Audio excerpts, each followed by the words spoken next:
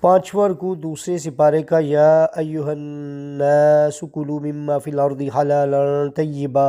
یہاں سے شروع ہوتا ہے، اور اس میں یہ بات کہی گئی ہے اس رکوع کے اندر کہ ایک تو حلال کھانے پینے کا، زمین میں پاکیزہ چیزیں حلال کھانے پینے کا حکم دیا گیا،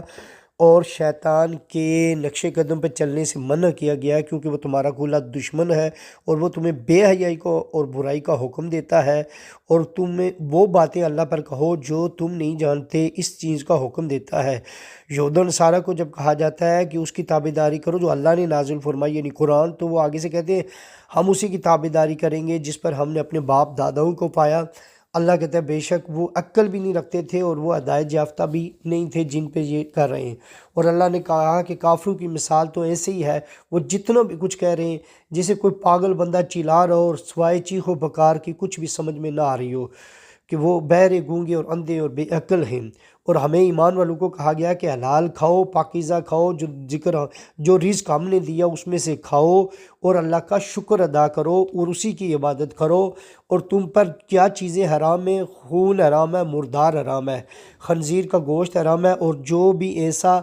حلال جانور جو اللہ کے نام کے علاوہ ذبح کے وقت اللہ کے نام کو چھوڑ کر کچھ اور پڑا جائے تو وہ بھی حلال نہیں ہے۔ اور اللہ تعالیٰ نے کہا ہاں کوئی کسی حالت میں اگر مجبور ہو جائے کھانے پر کہ اس کے بغیر اس کا گزارا نہیں، تو پھر وہ اتنا کھا سکتا ہے کہ بس تھوڑا سا کھا لے جس سے اس کی زندگی بچ جائے ایسے موقع پر۔